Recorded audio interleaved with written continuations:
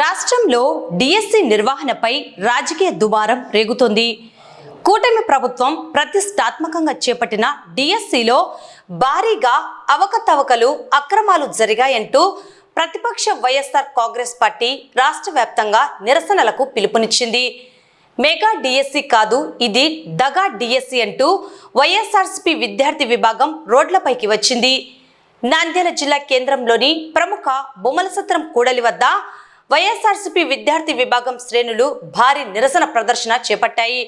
ఈ నిరసన కార్యక్రమంలో భాగంగా తొలుత అక్కడే ఉన్న రాజ్యాంగ నిర్మాత డాక్టర్ బిఆర్ అంబేద్కర్ విగ్రహానికి నాయకులు పూలమాలలు వేసి ఘనంగా నివాళులర్పించారు. అనంతరం ప్రభుత్వానికి విద్యాశాఖకు వ్యతిరేకంగా భారీ ఎత్తున నినాదాలు చేశారు. వైఎస్ఆర్సీపీ ఎస్సీసీ మెంబర్ సూర్యనారాయణ రెడ్డి, నంద్యాల జిల్లా స్టూడెంట్ యూనియన్ అధ్యక్షులు సురేష్ యాదవ్, సాయిరాం రెడ్డి, రాజు నాయుడు హాజరయ్యారు. విద్యార్థి నేతలు మాట్లాడుతూ కూటమి ప్రభుత్వం నిరుద్యోగుల జీవితాలతో చెలగాటమాడుతుందని విద్యార్థి నేతలు తీవ్ర ఆగ్రహం వ్యక్తం చేశారు.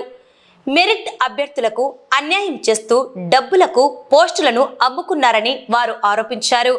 Sports quota, open category cut off మార్కుల వివరాల వెల్లడిలో తీవ్ర అవకతవకలు జరిగాయని, అర్హులైన ఎస్సీ, ఎస్టీ, బీసీ అభ్యర్థులకు తీవ్ర అన్యాయం జరిగిందని మండిపడ్డారు. ఈ మొత్తం వ్యవహారంపై కేవలం రాష్ట్ర స్థాయి విచారణ సరిపోదని తక్షణమే కేంద్ర దర్యాప్తు సంస్థ సిబిఐతో నిష్పక్షపాతంగా విచారణ జరిపించాలని డిమాండ్ చేశారు. ఈ అక్రమాలకు నైతిక బాధ్యత వహిస్తూ విద్యాశాఖ మంత్రి నారా లోకేష్ ను తక్షణమే మంత్రివర్గం నుంచి బర్తరఫ్ చేయాలని, లేదా ఆయనే స్వచ్ఛందంగా రాజీనామా చేయాలని వైఎస్ఆర్సీపీ విద్యార్థి విభాగం నేతలు డిమాండ్ చేశారు. పరీక్షలు నిర్వహించిన వారే అక్రమంగా అర్హత సాధించడం వెనుక ఉన్న సూత్రధారులను బయటకు తీయాలన్నారు. లేని పక్షంలో నిరుద్యోగుల పక్షాన రాష్ట్ర వ్యాప్తంగా పోరాటాన్ని మరింత ఉధృతం చేస్తామని, కలెక్టరేట్లు, విద్యా భవన్లను ముట్టడిస్తామని హెచ్చరించారు. కూటమి ప్రభుత్వం నిరుద్యోగులను నట్టేట ముంచింది. కష్టపడి చదివిన మెరిట్ విద్యార్థులను పక్కన పెట్టి లోకేష్ తన అనుచరులకు పోస్టులు అమ్ముకున్నారు. ఓపెన్ కట్ ఆఫ్ మార్కులు ఎందుకు బయట పెట్టడం లేదు? దీని వెనుక ఉన్న లీలలన్నీ బయటపడాలంటే సిబిఐ విచారణ జరగాల్సిందేనని, అప్పటి వరకు మా పోరాటం ఆగదన్నారు. ఈ నిరసన కార్యక్రమంలో వైసీపీ విద్యార్థి విభాగం నేతలు, వైసీపీ యువజన విభాగం అధ్యక్షులు గుండం నాగేశ్వరరెడ్డి, విద్యార్థి విభాగం రాష్ట్ర ప్రధాన కార్యదర్శి మణిరెడ్డి, మాధురి గౌడ్, జిల్లా ఉపాధ్యక్షులు సుమంత్ రెడ్డి, యువజన విభాగం రాష్ట్ర కార్యదర్శి శ్రీకాంత్ రెడ్డి, సన్నల సాయిరాం రెడ్డి, శ్రీశైలం విద్యార్థి విభాగం అధ్యక్షులు ధనుంజయ్, పాణ్యం విద్యార్థి విభాగం అధ్యక్షులు సంతోష్, బనగానపల్లె విద్యార్థి విభాగం అధ్యక్షులు జశ్వంత్ రెడ్డి, జిల్లాలో ఉన్న మండలం విద్యార్థి విభాగం అధ్యక్షులు, గ్రామ అధ్యక్షులు, విద్యార్థి విభాగం నాయకులు పెద్ద సంఖ్యలో విద్యార్థులు పాల్గొన్నారు. ఈరోజు పార్టీ అధినాయకుడు వైఎస్ జగన్మోహన్ రెడ్డి గారి ఆదేశానుసారం నంద్యాల జిల్లా వ్యాప్తంగా విద్యార్థి విభాగం ఆధ్వర్యంలో డిఎస్సిలో జరిగినటువంటి అవకతవకలపై ఈరోజు భారీ ఎత్తున అంబేద్కర్ గారి విగ్రహం దగ్గర నిరసన వ్యక్తం చేయడం జరిగింది. ముఖ్యంగా ఈరోజు డిఎస్సిలో నేను చెప్పదలుచుకునే స్పోర్ట్స్ కోటాలో మనం బాగా గమనించినట్లయితే, మిత్రులారా, బాగా గమనించాల్సిన అంశం, ఆ రోజు జగన్మోహన్ రెడ్డి గారి ప్రభుత్వంలో జియో నెంబర్ 74 ద్వారా 29 స్పోర్ట్స్ ను గుర్తించి 29 స్పోర్ట్స్ కూడా 29 అసోసియేషన్స్ ఉన్నాయి.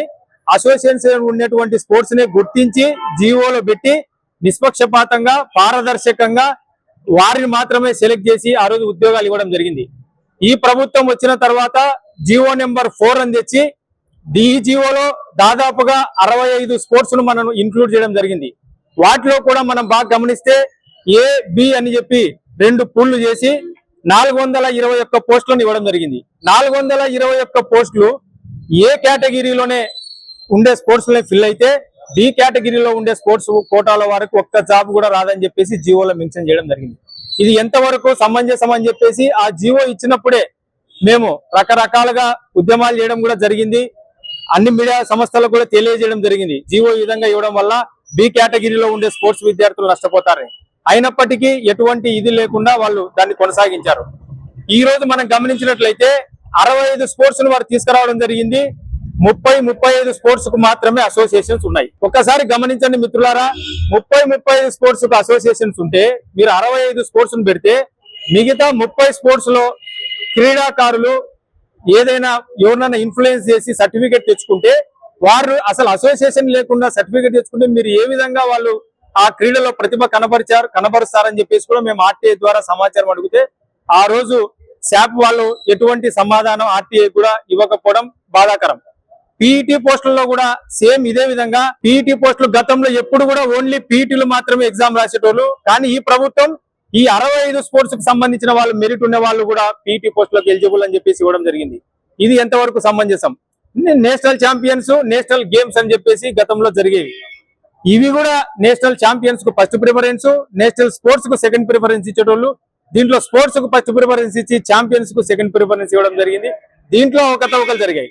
ఇట్లా అన్ని విధాలుగా కూటమి ప్రభుత్వం జీవోలో స్పోర్ట్స్ కోటాలో అయితే మాత్రం 421 మందిని ముందుగా వీరు సెలెక్ట్ చేసిన తర్వాత వారికి అనుగుణంగా జీవో ఇచ్చినట్టు మనకు స్పష్టంగా అన్ని రకాలుగా కనబడుతుంది. ఈ రోజు కూడా మనం గమనిస్తే కోర్టుకు సంబంధించినటువంటివి, తర్వాత ఫారెస్ట్ కు సంబంధించినవి కూడా జీవో నెంబర్ 4 ద్వారా నియామకాలు చేపడుతున్నారు. గత 15 రోజుల కిందట జీవో నెంబర్ 23 అని ఇచ్చి దాన్ని మరలా వైఎస్ఆర్ ప్రభుత్వం ఉన్నప్పుడు ఏ విధంగా అయితే జీవో నెంబర్ 74లో మెన్షన్ చేసినట్టు దీంట్లో మెన్షన్ చేసినారు. ఈ పూర్తిగా అవకతవకలు స్పష్టంగా ప్రతి ఒక్కరికి అర్థమయ్యే విధంగా స్పోర్ట్స్ కోటాలో ఉంది. ఖచ్చితంగా దీని మీద ఎంక్వైరీ చేయాలి, ఎంత పెద్దవారిని శిక్షించాలి, కరెక్ట్ గా అర్హత ఉన్న వాళ్ళకి మాత్రమే ఉద్యోగాలు ఇవ్వాలని చెప్పేసి మేము డిమాండ్ చేస్తున్నాం. రాబోయే రోజుల్లో ఇది జరగకపోతే పెద్ద ఎత్తున నంద్యాల నియోజకవర్గంలో శిల్పా రవిచంద్ర కిషోర్ రెడ్డి గారి ఆధ్వర్యంలో పెద్ద ఎత్తున నిరసనలు, ర్యాలీలు కూడా చేస్తామని చెప్పేసి కూడా తెలుపుకుంటున్నాం. ఈ రోజు వైఎస్ఆర్ కాంగ్రెస్ పార్టీ పిలుపునిచ్చిన దగా డిఎస్సి కార్యక్రమానికి మేము రాయలసీమ విద్యార్థి జేఏసీగా సంపూర్ణ మద్దతు తెలియజేస్తున్నాం. ఈ రోజు ప్రభుత్వం 2 సంవత్సరాలైన అధికారంలోకి వచ్చి మీరు ఏ విషయంలో, మీరు ఏ సంక్షేమ పథకంలో ముందుకెళ్ళాలని చెప్పేసి మేము ప్రశ్నిస్తున్నాం. ప్రతి ఒక్క విషయంలో మీరు మొన్న మహానాడు పేరుతో మహిళలకే పెద్ద ప్రాణం తీసుకోవాలని చెప్పేసి పెద్ద ఎత్తున ఆర్భాటంగా చెప్పినారు. మీరు ఎలక్షన్లకు ముందున మేనిఫెస్టోలో ప్రతి ఒక్క ఇంటికి ప్రతి మహిళకు 15 అని చెప్పేసి మీరు ప్రభాకరంగా మాట్లాడతారు. కానీ ఏ ఒక్క హామీని మీరు నెరవేర్చారు? ఈ రోజు విద్యార్థులకు ఫీజు రీయింబర్స్మెంట్ రాకుండా పెద్ద ద్రోహం చేశారు. వాళ్ళకి ఈ రోజు కాలేజీలో సర్టిఫికెట్ యొక్క విద్యార్థులు అప్పు తెచ్చి గోల్డ్ ను కుదరబెట్టి పొలాలన్నీ సర్టిఫికేట్ చేసుకునే పరిస్థితి ఇంజనీరింగ్ కాలేజీలో, డిగ్రీ కాలేజీలో, పీజీ కాలేజీలో ఏర్పడింది. అంటే మీరు విద్యార్థుల భవిష్యత్తు ఏమైనా కానీ, యువకుల భవిష్యత్తు ఏమైనా కానీ మా ప్రభుత్వం బాగుండాలా? మేము ఆ రోజు దొంగ హామీలు చెప్పి, దొంగ అబద్ధాలు చెప్పి గద్దెనెక్కాలని చెప్పేసి మీరు అధికారంలోకి వచ్చారు. మేము ఒకటే అంటున్నాం, మీరు ఈ రాష్ట్రంలో, ఈ దేశంలో దొంగ పార్టీ ఏదైతే ఉందో అది ఒక తెలుగుదేశం పార్టీ అని నేను చెప్తున్నా. ఎందుకోసం అంటే యువకులుగా, నిరుద్యోగులుగా పూర్తిగా అసంతృప్తికి వచ్చారు. ఇప్పటికి ఎలక్షన్లు వస్తే ఈ రాష్ట్రంలో అత్యధిక మెజార్టీతో గెలిచే పార్టీ అంటే అది వైఎస్ఆర్ కాంగ్రెస్ పార్టీ. ఎందుకంటే ఈ రోజు మేము పార్టీలకు అనుకూలంగా కాదు, వ్యతిరేకంగా కాదు. ఎందుకోసం అంటే గతంలో ముఖ్యమంత్రి ఉన్నటువంటి జగన్ గారు ఆ రోజు అనేక సంక్షేమ పథకాలు ప్రజలకు మంచి చేశారు, విద్యార్థులకు మంచి చేశారు, ఎన్నో సంక్షేమ పథకాలు చేసి ఈ రోజు రాష్ట్రంలో కాకుండా దేశంలో మంచి లీడర్ అంటే వైఎస్ జగన్ గారు చెప్పారు. కానీ మీరు ఈ రోజు ఇక అధికారం అనేది చంద్రబాబు నాయుడు, సీఎం చంద్రబాబు నాయుడు చక్రం లోకేష్ తిప్పాడు. మరి ఎందుకో రేపొద్దున జాతీయ అధ్యక్షులు కూడా ఆయన్నే ప్రకటించారు.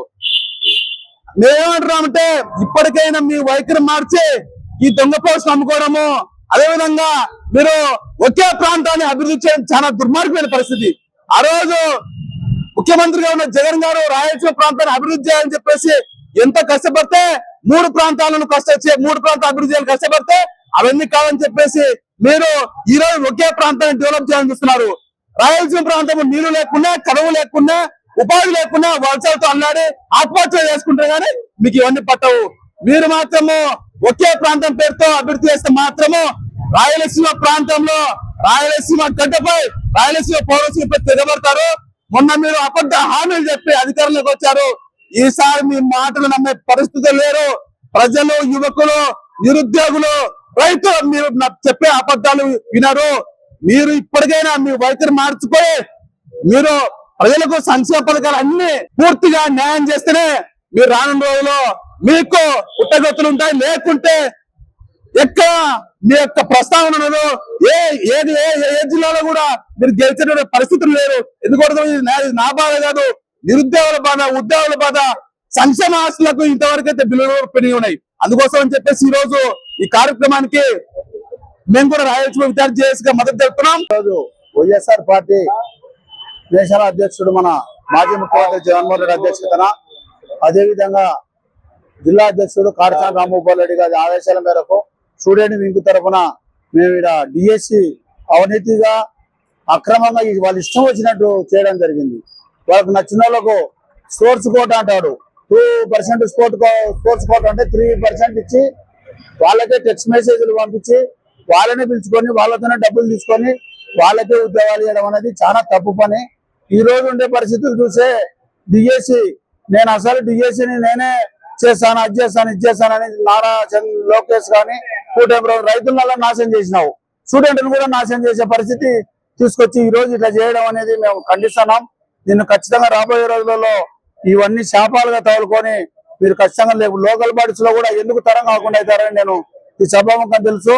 దీన్ని హైకోర్టు చీఫ్ జస్టిస్ తో ఎంక్వైరీ చేయించాలని, లేదంటే మీరుంటున్న అవినీతికి పాల్పడినట్టేనని ఒక్కరన్నా మీరు ఇది ఇటు జరిగింది, ఇటు న్యాయం చేసినాం, ఇటు జరిగిందని మీరు ఏమైనా సోషల్ మీడియాలో కానీ పేపర్ స్టేట్మెంట్ కానీ ఇవ్వడం లేదు. కాబట్టి మీరు ఖచ్చితంగా దీనికి మూల్యం చెల్లించాల్సిందే అని అందరికీ ఇంతమంది వచ్చి ఈరోజు చేయడం వల్ల ఈ స్టూడెంట్స్ అందరికీ, అందులో స్టూడెంట్ అధ్యక్షుడు సురేష్ కు ఇక్కడ ప్రతి ఒక్కరికి నేను పేరు పేరున హృదయపూర్వకంగా తెలుపుకుంటూ ముగిస్తున్నాను. ఈ రోజు కూటమి ప్రభుత్వం అధికారంలోకి రావడానికి నారా లోకేష్ గారు యువగలం పాదయాత్రలో నిరుద్యోగులకు, అదే విధంగా ఈ రాష్ట్రంలో ఉన్నటువంటి బిఈడి టీటీసీ అయిపోయిన నిరుద్యోగ అభ్యర్థులందరికీ మెగా డిఎస్సి నిర్వహిస్తామని చెప్పి ఒక పెద్ద ప్రకటన చేసి ఈ రోజు అబద్ధపు హామీలు ఇచ్చి అధికారంలోకి రావడం జరిగింది.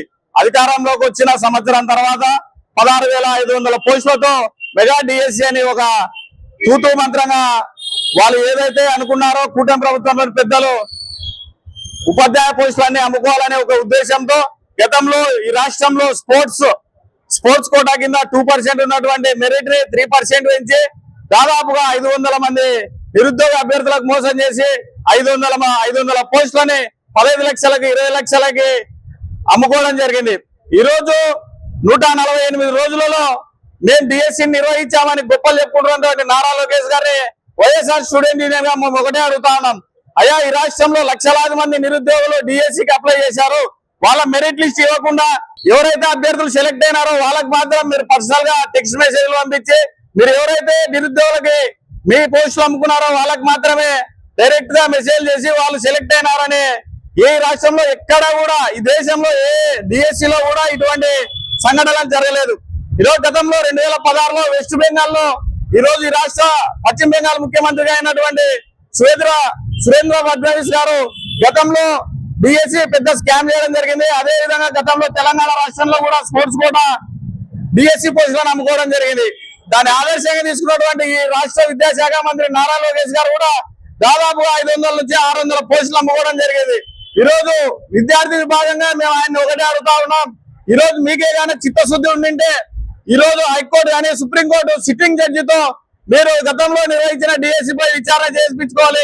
అదే విధంగా కేంద్రంలో కూడా మీ పార్టీ కూటమి ప్రభుత్వంలోని భాగస్వామ్య పార్టీ కేంద్రంలో అధికారంలో ఉంది కాబట్టి సిబిసిఐ ఎంక్వైరీని మీరే వేయించుకొని మీ చిత్తశుద్ధిని నిరూపించుకోవాల్సిందిగా ఈ రోజు నిరుద్యోగుల తరఫున వైఎస్ఆర్ కాంగ్రెస్ పార్టీ విద్యార్థి విభాగం నంద్యాల జిల్లా కమిటీగా మేము కోరుతా ఉన్నాం. ఈ రోజు నారా లోకేష్ గారు ఏదైతే డిఎస్సి ఎగ్జాములు రాసిన విద్యార్థులకు రావాల్సిన ఉద్యోగాలు వాళ్ళు అమ్ముకున్నాదో దాని మీద ఈ రోజు ధర్నా చేయడం జరుగుతుంది. ఈ రోజు వీళ్ళు అవకతవకలు జరిగినాయని మేము అంటుంటే ఏ తప్పు కూడా చేయనట్టుగా మేము ఏం చేయలేదని మాట్లాడుతున్నారు కదా. నిజంగా మీరు డేటా డిలీట్ చేయలేదా? మెరిట్ లిస్ట్ ఎందుకు మాయం చేసినారు?